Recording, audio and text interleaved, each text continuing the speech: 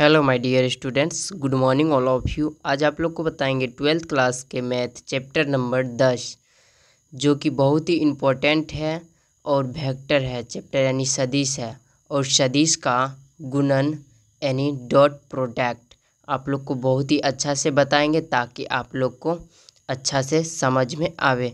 यहाँ पर देखिए, सबसे पहले लिखा हुआ इस जगह सदिश का गुणन, यानी सबसे पहले आप लोग का पहला स्टेप बता देते हैं।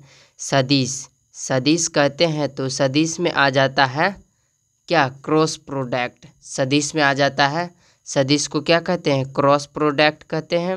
यानी क्रॉस का चिन्ह जो इसमें रहता है वो सदिश हो गया, और जिसमें डॉट वाला चिन्ह रहता है वो हो गया अदिश। यहाँ पर लिख देते हैं सदिश और अदिश वाला चिन्ह। यहाँ पर देखिए, इसको अदिश कहेंगे और इसको सदिश कहेंगे। जो क्रॉस वाला रहेगा उसको क्या कहेंगे?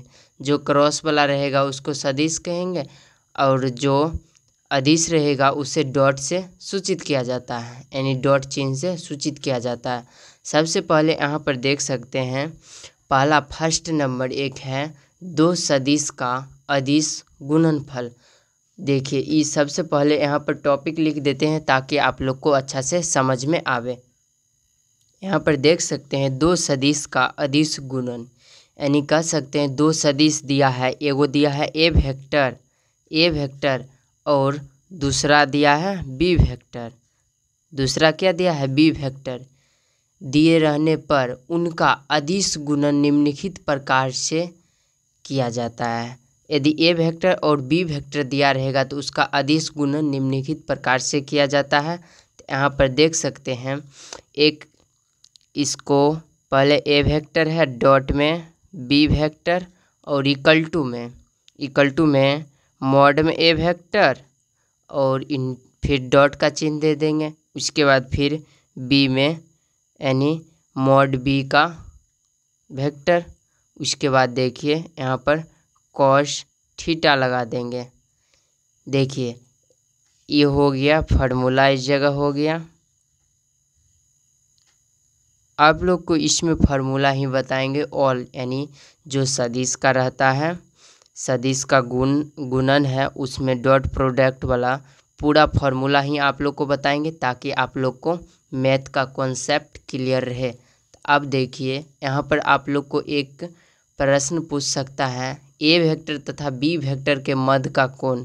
उसके लिए फार्मूला आप लोग को बता देते हैं ताकि आप लोग को अच्छा से समझ में आवे। यहाँ पर लिख देते हैं फर्स्ट पॉइंट, ए वेक्टर तथा बी वेक्टर के मध्य का कोण, यानी ए वेक्टर है और तथा में बी वेक्टर के मध्य का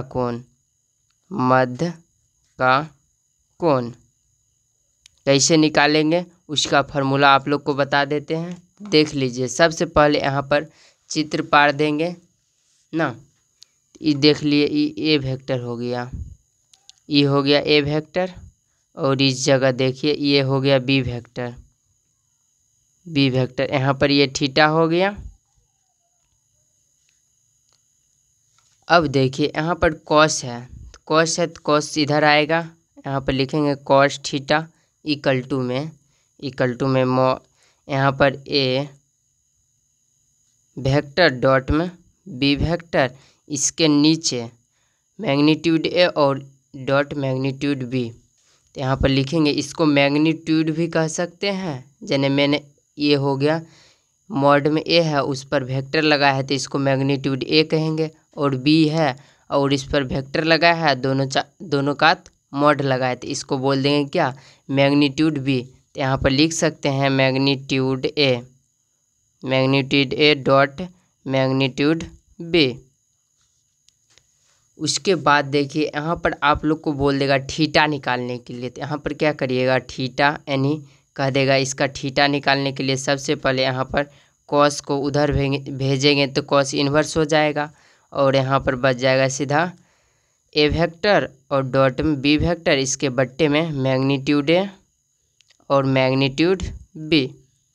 ये हो गया फार्मूला इसका थीटा निकालने के लिए। उसके बाद देखिए आप लोग को बता देते हैं मापांक, यानी परिमाण या मापांक कैसे निकाला जाता है।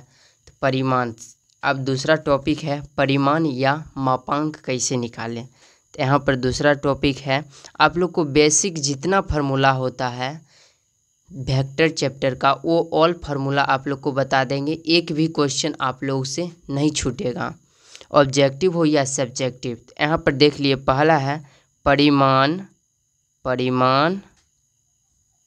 या मापांक।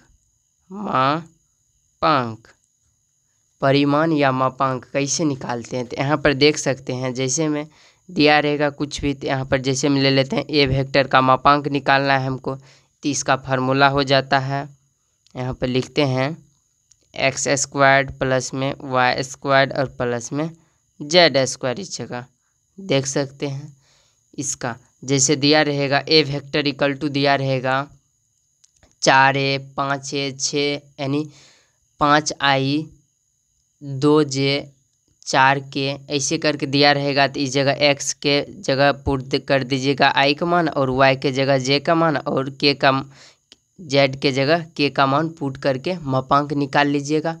उसके बाद देखिए, जब a वेक्टर तथा b वेक्टर समांतर हो, तो यहाँ पर फिर से लिखते हैं, तीसरा पॉइंट है a वेक्टर और तथा b वेक्टर समांतर हो। a वेक्टर तथा b वेक्टर समांतर हो ए वेक्टर और तथा बी वेक्टर समांतर हो, तब उसके लिए देखिए ए वेक्टर डॉट बी वेक्टर और इक्वल टू में क्या होगा, इक्वल टू में होगा मैग्नीट्यूड ए और डॉट में फिर मैग्नीट्यूड बी। ये दोनों बराबर होना चाहिए, तब ये समांतर होगा।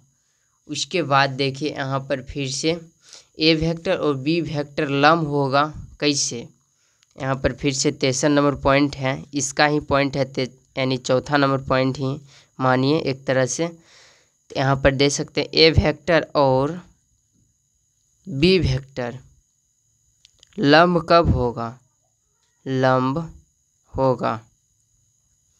यानी लंब कब होगा, जब ए वेक्टर और डॉट में बी वेक्टर इक्वल टू 0 हो जाएगा, तब ये लंबत होगा।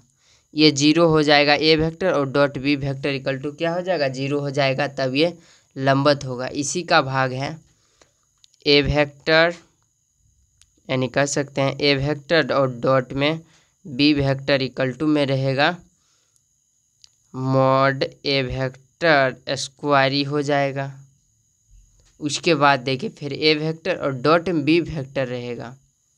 यहाँ पर फिर से देखिए ए वेक्टर, उसके बाद डॉट में फिर बी वेक्टर इक्वल टू रहेगा, और बी वेक्टर और डॉट में ए वेक्टर, ये दोनों बराबर रहेगा, तो ये लंबत है।